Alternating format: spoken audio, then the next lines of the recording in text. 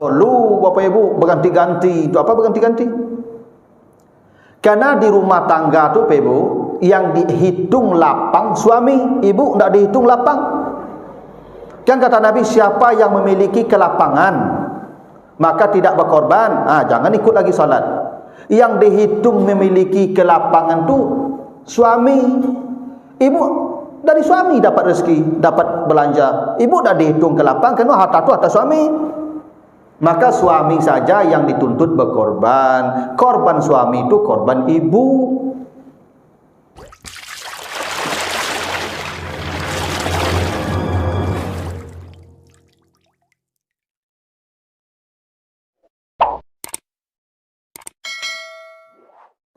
Assalamualaikum warahmatullahi wabarakatuh.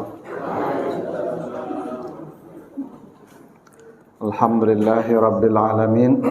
Salatu wassalamu ala asrafil anbiya'i wal mursalin wa ala alihi wa ashabihi ajma'in. Bapak, ibu-ibu, kaum muslimin, jamaah subuh yang dimuliakan Allah, kembali kita bersyukur pada Allah atas segala karunia-Nya. Salawat dan salam untuk Nabi kita Muhammad sallallahu alaihi wasallam. Bapak Ibu yang saya muliakan, berhubung ibadah kurban tinggal beberapa hari lagi, maka dalam kesempatan pagi ini dan kalau tidak selesai kita lanjutkan di pertemuan berikutnya, di mana kita akan bahas bab al-adhahi, hadis-hadis yang menjelaskan tentang perkara kurban. Mudah-mudahan semakin bertambah pengetahuan kita tentang ibadah kurban ini, maka semakin maksimal pula pelaksanaannya dan penghargaan Allah yang akan diberikan kepada kita. Pertama, hadis dari Anas bin Malik, hadis riwayat Muslim. Diceritakan anna Nabiyya sallallahu alaihi wasallam kana yudahi bi kabshaini akranain saminain wa yusammi wa yukabbir wa yad'u rijlahu ala sifahihima lalu wa yaqulu bismillahi Allahu akbar. Diceritakan dari Anas, Nabi itu adalah berkorban dengan 2 kibas. Kibas itu maksudnya domba. Jadi Nabi itu kalau berkorban biasanya domba, ya, tidak sapi, tidak kambing tapi domba. Nah, disinilah ada dasar hadis, bila sudah masuk ya awal Zulhijjah, artinya sudah hilal, sudah tanggal 1 Zulhijjah, siapa yang sudah memiliki hewan kurban, maka jangan potong kukunya dan rambutnya. Jadi siapa yang sudah memiliki hewan kurban, masuk 1 Zulhijjah, jangan lagi potong rambutnya dan kukunya. Nah, sebagian memahaminya di sana itu peserta kurban, maka peserta kurban tidak dibolehkan lagi memotong rambut dan kuku kalau sudah masuk awal Zulhijjah.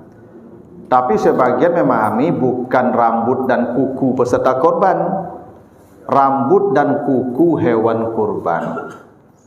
Jadi kalau sudah masuk awal Zulhijjah, jangan potong lagi bulunya, jangan potong lagi kukunya. Nah, kalau ditanya, kita kan memang tidak pernah memotong bulu hewan kurban, Ustaz. Betul, karena korban kita ini sapi sama kambing. Nabi Muhammad ini korbannya kibas. Kibas itu domba. Domba itu bulunya panjang, dipotong. Maka yang punya korban domba, jangan potong lagi bulunya kalau sudah masuk 1 Zulhijjah. Kuku, Ustaz, kita kan tidak pernah motong kuku hewan. Iya, karena korban kita sapi sama kambing. Di negara Arab itu korban mereka onta, dulu onta korbannya, wal budna, onta. Nah, onta itu kukunya dipotong tuh Ibu. Karena onta itu kukunya seperti sepatu. Tidak seperti kuku sapi atau kuku kuda itu.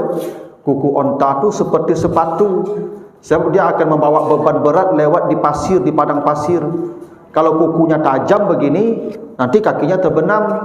Maka kukunya dibikin seperti sepatu oleh Allah. Makin lama jalan dia makin panjang tu, maka dipotong supaya dia tidak jatuh berjalan. Maka jangan potong rambut dan kuku itu, maksudnya hewan kurban. Jangan potong lagi bulunya kalau korbannya kibas. Jangan potong lagi kukunya kalau korbannya onta. Nah, karena dalam hadis ini disebutkan Nabi itu korbannya kibas, domba. Nah, diceritakan Nabi berkorban 2 ekor domba.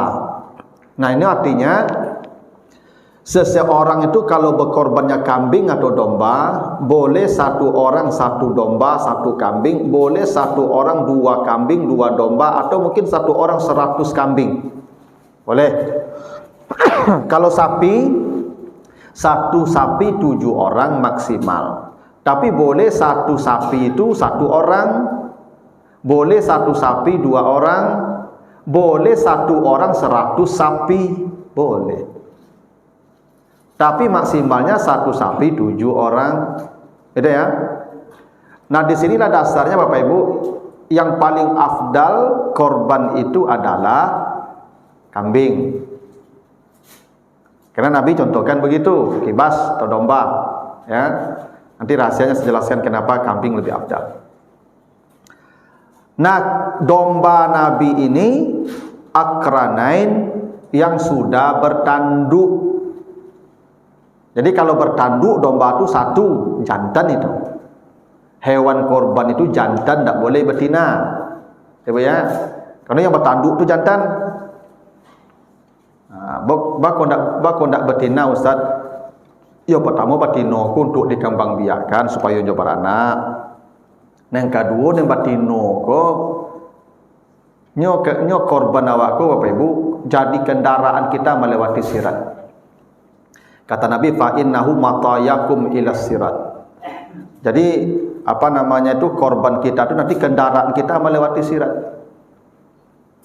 Kalau kendaraannya betina, nyo jalan mego-ego, ibu-ibu dah mego-ego jalannya. Ya, cuitik pulang patang berjalan dah. Lambe berjalan. Kalau batino korban ibu, besok lambe melewati sirat tu, nyo mego-ego, pasubuk kawannya mau talu ikut jalan tu bawalah kita kaki. Anda ibu-ibu contoh penyakitnya ya, pasubuk kawan kan tu mau talu. Makanya yang jantan, yang jantan ko nyo kancang larinya, capek jalannya, nyo ndak pota di jalan do, nyo berlari sedari itu. Itu alasannya kenapa yang jantan yang hewan kurban. Ya, jadi ibu bertanduk itu maksudnya jantan. Yang kedua, bertanduk itu kambing itu baru bertanduk usia 2 tahun. Ini dasarnya kambing atau domba minimal usianya 2 tahun. Kalau sapi usianya minimal 2 masuk 3. Kambing itu atau domba maksimal 4 tahun. Sapi maksimal 5 tahun. Jadi usia kambing 1,5 atau 2 tahun sampai 4 tahun. Sapi 3 sampai 5 tahun. Di atas 5 tahun itu tidak baik lagi jadi korban. Karena kalau ada 5 tahun itu lah gaek namanya tu. Nyo sapi atau kambing kalau lah gaek, sama hewan kalau lah gaek ko nyo bengkui ibu. Tahu bengkui? Ndak boleh, ndak berlama lah itu. Sama ibu-ibu kalau makin gaek kan ndak ada berlama lah, kalau tinggal tulang-tulang saja itu. Binatang hewan cetu je tu mah. Awak makin tua kok makin hilang lama-lama awak. Nah gitu. Ya sama ya apa-apa cetu je. Itu kenapa usianya maksimal 5 tahun. Karena kalau 5 tahun tu jelah bengkui. Dah tua. Ya, tak berdagiang lah. Karena kata Anas, kibas Nabi ini di samping akranain, saminain. Saminain itu artinya berlemak. Berlemak tu gemuk. Kalau lah tua, hanya dah kapuk lah. Inilah dak berdaging dia tu. Yang kedua, kenapa ndak boleh tua di atas 5 tahun? Karena kalau lah tua kok dagingnya lah karih. Ya tak? Keras dagingnya itu. Yang ketiga, kenapa ndak boleh yang tua? Karena kalau sapi tua atau kambing tua, dagingnya angi. Itu angi ibu. Iya angi. Ndak lama baunya lain kalau tua. Ya sama je orang-orang kalau tua kan ndak ya sedap bau itu. Iya ibu, kalau awak lah tua ke ibu, tu bakok bau tanah istilahnya dah betul. Bapak ibu makin tua, makin tak lama bau dah cayo lah kamu. Anak-anak bayi itu 2 hari tak mandi dah lah ya nak. Ibu cubalah 2 hari tak mandi. Itu. Jadi samalah hewan makhluk tu sama, makin tua dia baunya makin tak sedap. Itu kenapa tak boleh di atas 5 tahun. Gitu. Nah, jadi kibas 2, bertanduk kibasnya dan gemuk. Itu makanya cari hewan tu yang badannya memang berlama-lama. Ya, supaya nanti dagingnya banyak. Lalu Nabi meletakkan kibasnya itu lehernya di kakinya. Jadi ketika Nabi hendak menyembelih itu diinjak batang lehernya. Kenapa diinjak batang lehernya itu? Supaya nadinya itu terinjak. Jadi kalau nadinya diinjak, nanti ketika digorok, tidak lari-lari. Kalau lari-lari nadi kok menyiksa dia. Maka diinjak nadinya itu, tarik, putus langsung. Begitu. Memang begitu cara menyembelihnya. Lalu Nabi sembelih sendiri dengan tangannya. Ini afdalnya Bapak Ibu, hewan korban kita sembelih oleh kita yang berkorban masing-masing. Itu afdalnya Bapak Ibu. Ya. Jadi hewan korban kita sembelih masing-masing. Itu kok kambing lebih rancak tadi. Tidak apa-apa, tidak ada batasannya ibu-ibu atau apa-apa. Ya kalau tidak kuat, perintahnya hadir di dekat hewan itu. Saksikan hewan itu disembelih. Kenapa kita yang menyembelih hewan kita sendiri, Ibu? Begini filosofinya. Korban itu bukan menyembelih sapi atau kambing. Korban itu menyembelih diri kita sendiri. Makanya berkorban itu memotong keegoan kita. Kita yang menyembelih diri kita sendiri itu, makanya orang kalau berkorban, dia tidak melihat dirinya ada. Dia sudah tidak ada lagi karena sudah dipotong. Yang ada orang lain. Makanya orang berkorban itu kalau benar dia menyembelih dirinya, dia tidak melihat ada kepentingan dirinya lagi. Kan begini cerita korban Habil dan Qabil kan? Kan yang pertama berkorban Qabil dan Habil. Ya nak? Kenapa Qabil dan Habil suruh berkorban? Karena Qabil hasad. Dia ingin dapat yang cantik. Ya kan? Qabil ingin dapat yang cantik. Tak senang dia dengan adiknya, maka diperintahlah mereka berkorban. Supaya apa? Kalau korbannya benar, maka masing-masing tidak melihat dirinya penting. Orang yang penting. Sayang korban Qabil ditolak. Lagi tu. Apa kata Qabil? Saya akan membunuhmu. Egonya tidak hilang. Kenapa? Korbannya ditolak. Orang kalau korbannya benar diterima Allah seperti Habil. Apa kata Habil? Lain basatta yadaka ilayya litaktulani ma ana bibasitin yadiya ilaika liaktulaka. Kalau engkau hendak membunuh saya dan itu yang membuat kau bahagia, saya akan lipat tangan saya. Bunuhlah saya. Itu yang korbannya benar. Kenapa? Dia tidak melihat kepentingannya. Yang dia lihat kebahagiaan orang. Hingga nyawanya pun kalau dia bahagia, ambil, silakan. Itu yang korbannya benar. Itu makok dabi surang. Karena yang disembelih itu diri kita. Itu makanya begini Ibu. Berapa yang berkorban pertama kali manusia? 2, Qabil dan Habil. 100% tuh. Berapa yang terima? 1 Habil. 50% tu. Berapa yang tolak? 1 kabil 50% tu. Apa maknanya tu? Sejak korban pertama sampai hari kiamat, setiap tahun jutaan manusia berkorban, hanya separuh korban yang diterima oleh Allah, separuh lagi ditolak oleh Allah. Kenapa? Karena dia tidak berkorban, dia hanya menyembelih sapi dan kambing. Yang berkorban tu memotong ananiah kita, diri kita potong, hingga kita tidak melihat diri kita penting. Tu makanya Nabi kalau menyembelih hewan kurban, Nabi hanya memakan hewan kurbannya untuk sekali makan saja. Kenapa? Yang dipikirkan bukan kita, orang lain. Jadi kalau ada peserta korban mengamuk-ngamuk ke panitia, manga peserta kau seketik dapat daging, kamar saya dapat daging tu kabil tu. Kabil tu, Pak. Kenapa? Karena dia melihat kepentingan dirinya. Yang benar korbannya diaginya daging banyak, apa katanya? Pak, masih ada enggak orang yang belum dapat daging? Kalau masih ada yang belum, ambil daging saya kasihkan ke mereka. Itu benar korbannya, Bapak Ibu. Maka korban ni Bapak Ibu, Masya Allah ya, filosofinya bukan hanya menyembelih sapi. Kalau menyembelih sapi 2 juta, 3 juta tu kapayah mana lo tu setiap tahun tu. Yang susah tu berkorban tu maka namanya kurban. Gini, ibu dulu ketika melahirkan anak, jam 2 nya menangis minta menyusu. Mata barik mengantuk hari dingin ni deh. Nya menangis kau minta menyusu ke? Apa yang ibu lakukan malam itu? Ibu duduk gendong susukan sambil tarakuk-rakuk. Tak begitu? Apa yang ibu lakukan malam itu namanya tu? Korban. Ibu korbankan kenikmatan ibu supaya nyo nikmat bela bo susah. Tak gitu? Bakok bisa ibu begitu? Kalau ibu kurban, ibu dakik jo anak ibu tu. Saking dekatnya nyawa ibu pun ibu berikan ke dia. Tak begitu? Itu yang kurban namanya. Ibu makan, parit lapar. Nasi ada sambal ko sapotong ayam lo nya. Leka makan awak ayam sapotongnya. Tiba cucu, nek makan nek.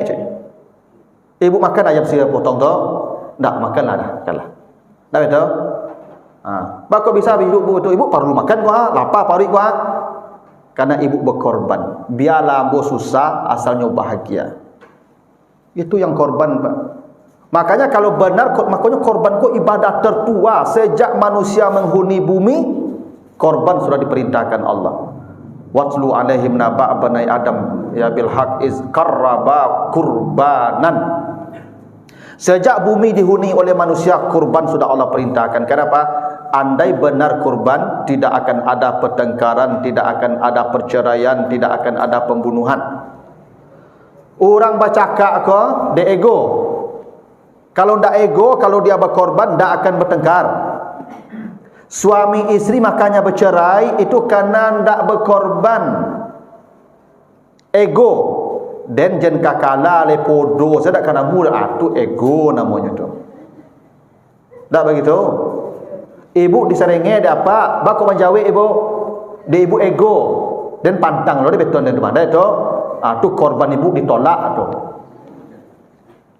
Korban ibu yang benar, ibu tidak salah. Lalu bapak marah-marah di rumah, ibu biarlah, ambo korban, korban perasaan ambo tu mah, tidak. Biarlah ambo payah, biarlah ambo padi, biarlah ambo sakit, asalnya bahagia, tak begitu.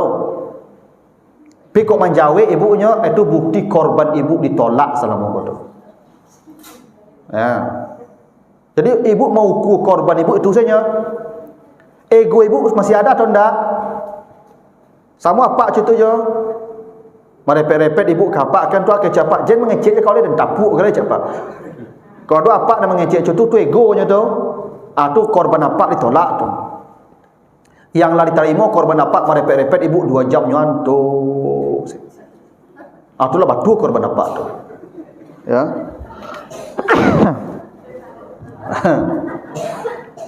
Itu makanya korban disebut korban. Jadi bahasa Indonesia kan pengorbanan, dah gitu. Apa tu pengorbanan? Mengenyampingkan diri kita. Awak capek, awak tak gage kuah. Kawan kau tak gage lah. Abel awak mundur, lambe awak dulunya. Dah begitu? Kalau benar korban orang tu kecelakaan tu tak akan terjadi jalan raya tu Pak Ibu. Kenapa orang kecelakaan? Karena masing-masing ego. Kata yang satu saya dulu, kata yang satu saya dulu, kata yang satu saya dulu. Akhirnya apa? Kecelakaan. Andai semua orang mendahulukan orang, biarlah saya belakangan, mana ada kecelakaan? Itu kenapa korban tu afdalnya sembelih sendiri. Begini, dulu Nabi Ibrahim disuruh menyembelih anaknya ya, Nabi Ismail dalam mimpi. Bisa tak Nabi Ibrahim tu tak taluk dan mendabi anak, tak kuat nyopanggi orang? Kan yang penting sembelih anak kan? Kan tak mesti kita yang menyembelih anak kita. Yang penting anak ni disembelih. Panggil kawan, Pak, marilah. Ambo disuruh mendabi anak ambo ka. Ambo tak taluk lah. Tak kuat ambo mendabi anak ambo. Tolong apa dabihan. Bisa tak Ibrahim bisa bicara begitu, Pak Ibu? Bisa. Tapi Ibrahim sembelih dengan tangannya sendiri. Kenapa? Korban itu kita sembelih diri kita sendiri, keegoan kita, kepentingan kita, anania kita, hingga kita tak melihat diri kita ada. Sudah, loss, kita habis. Kalau ibu-ibu nak suka mencater sajadah di masjid kau, meletak sajadah, sajadah kau tak bisa diangsak, lah tiba terlambat orang sajadah dulu. Tu korban ibu ditolak Tuhan tu. Ada di masjid sebagian pak ibu-ibu kau sajadah letak di masjid, awak kudian tiba digeser orang, mengamuk ke orang. Korban tiap tahun tu kabil tu. Iya, ego nama itu.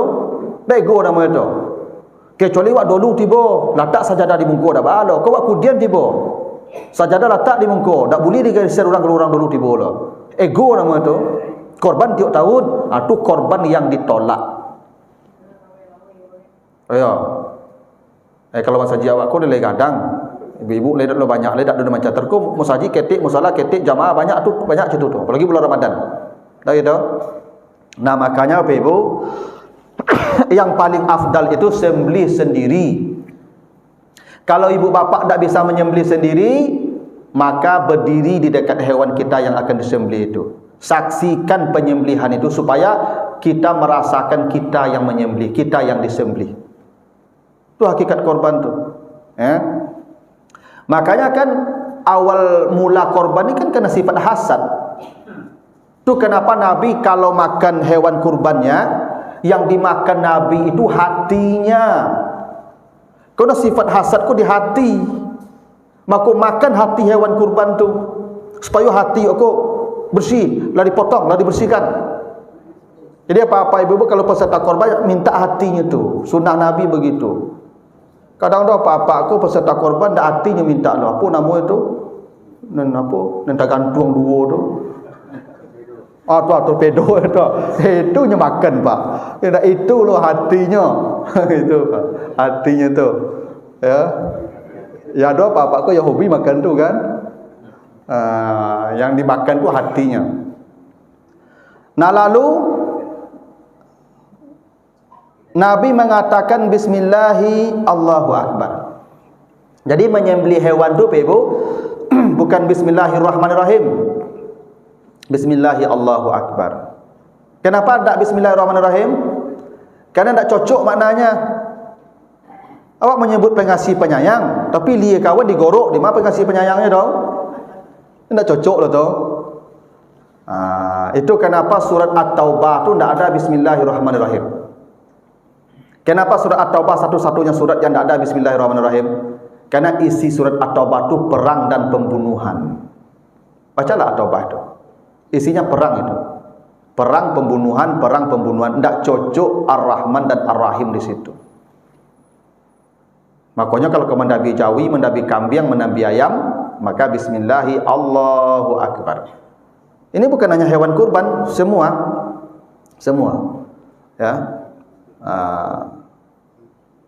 Tapi kalaupun tak baca bismillah tak apa-apa. Karena baca bismillah itu sunat. Misalnya Bapak Ibu kalau menyembelih hewan, kalau tak dibaca bismillah boleh dimakan? Boleh. Yang tak boleh dimakan tu membaca nama selain Allah. Ibu nabi ayam, demi Yesus haram. Demi Tuhan Bapa haram. Tapi bu antuk saja, apa antuk saja tu pada biasa ayam tu langsung selama dia muslim boleh halal. Afdalnya pakai bismillah. Yang paling baik bismillahi Allahu akbar. Tu makanya Bapak Ibu dulu zaman sesuk kalau ke mendabi ayam misalnya kalau yang sakit kan makan ayam tu kalau ndak awak sakit atau ayam sakit nah. Nah itu ya. Ya tu dua saya cara makan ayamnya tu. Kalau tak sakit ayam tu awak sakit.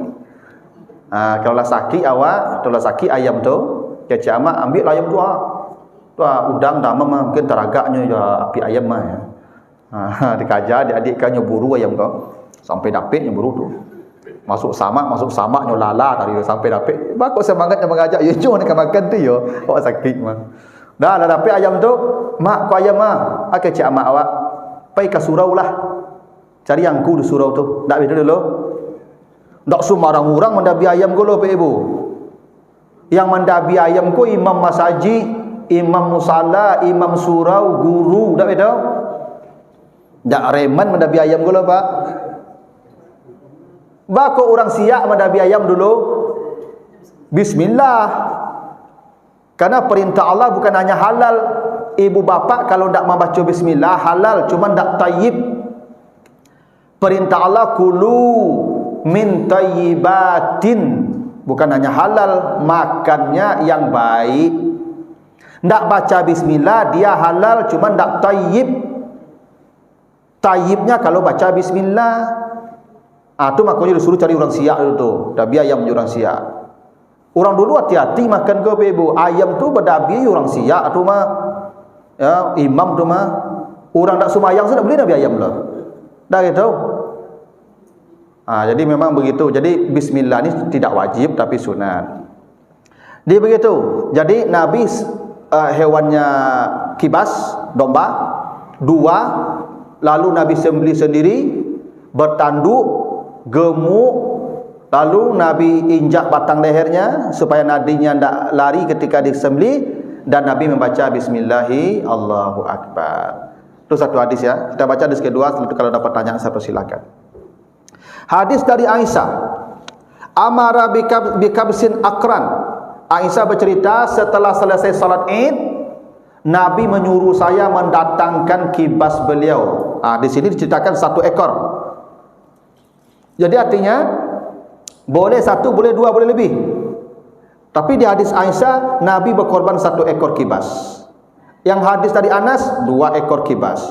Tetap kibas sembelihan Nabi. Lalu bertanduk, lalu berwarna hitam. Jadi kibas Nabi ku berwarna hitam, Pak.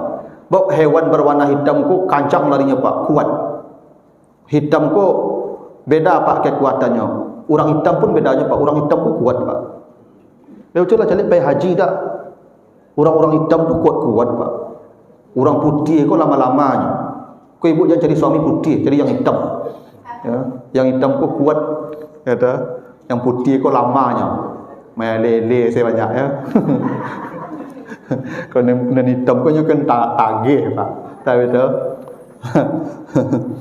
Maka Nabi hewan sembelihannya hitam. Itu aswad. Lalu kata Nabi, ya Aisyah halummi al-mudiyah, bawa pisau. Bawa pisau. Lalu ishaziha bihajar, asah pisaunya dengan batu. Jadi sebelum disembelihkan ke hewan tu diasah dulu, ditajamkan, sehingga sekali tarik putus, diasah. Tapi jangan masa pisau kau dakiknya, sebentar ya. Itu teror tu bebo, stres bebo.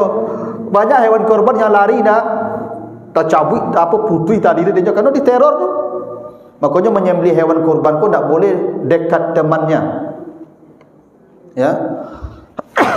Dia memang tak bisa bicara, tapi dia faham tu apa yang terjadi tu. Melihat kawannya tergelepar itu, darah berserakan tu, itu teror tersendiri tu. Maka jangan dekat dia. Nah, maka pisaunya ditajamkan di asah. Lalu fa'addajahu, Nabi baringkan. Jadi hewan kau jangan sambil tagak Nabi. Dibaringkan, tak boleh sambil dia berdiri lalu ditusuk ininya nadinya, tak boleh tu. Ya tu menyiksa itu namanya tu.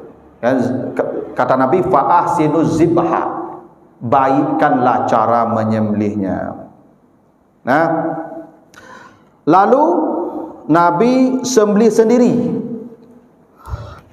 Lalu Nabi berkata, Bismillah, ya Allahu Akbar, Allahumma taqabbal min Muhammad wa ali Muhammad wa min ummati Muhammad. Ya Allah, terimalah korban Muhammad dan keluarga Muhammad dan umat Muhammad satu domba.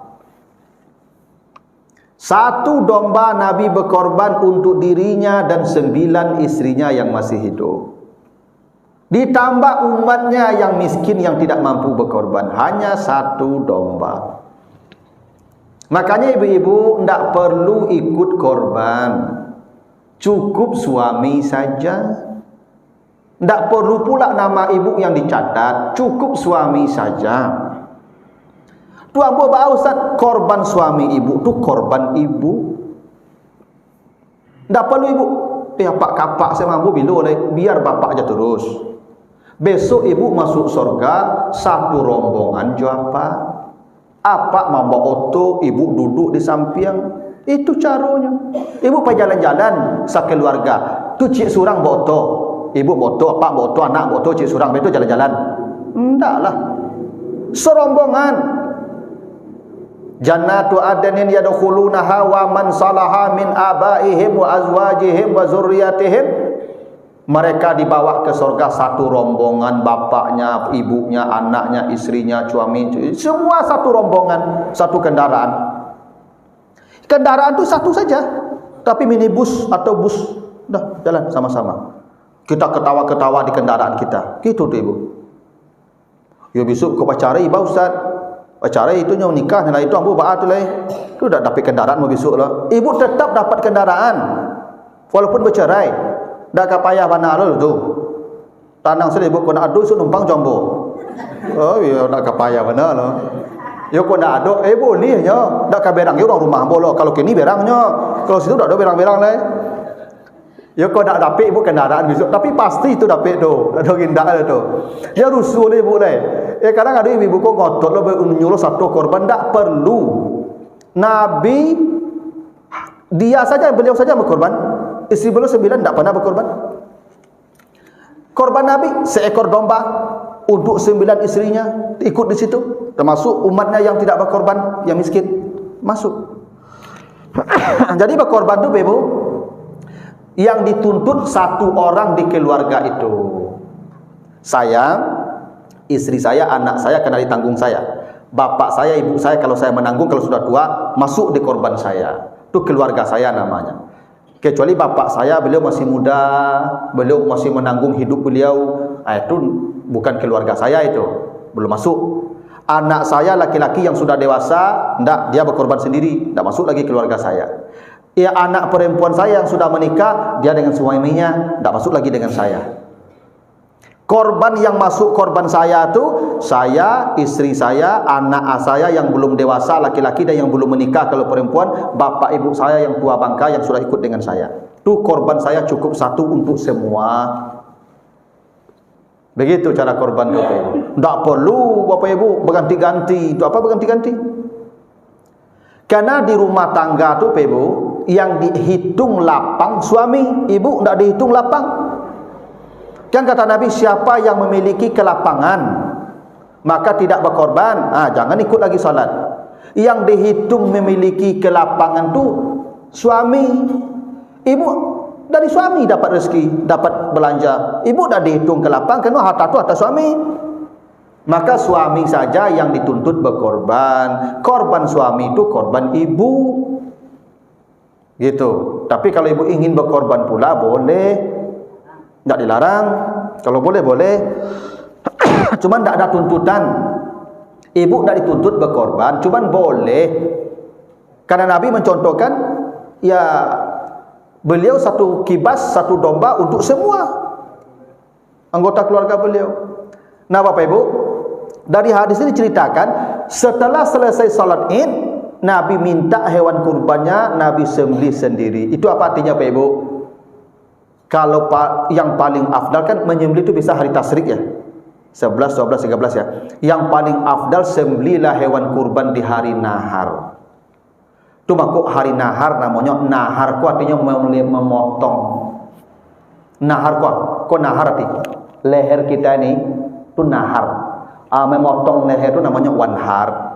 Maka hari nahar itu hari memotong tanggal 10 yang paling afdal. Yang paling afdalnya lagi langsung setelah salat Id. Itu kenapa salat Idul Adha disebut Idul Adha? Karena dia dikerjakan di waktu duha. Kapan waktu duha? Pas terbit matahari. Itu duha. Maka jam 7 itu mulailah salat Idul Adha.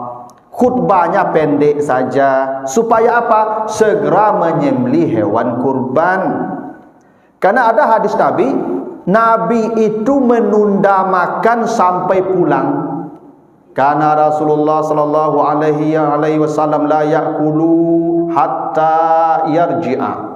Nabi tidak makan di pagi Idul Adha itu sampai pulang ke rumah.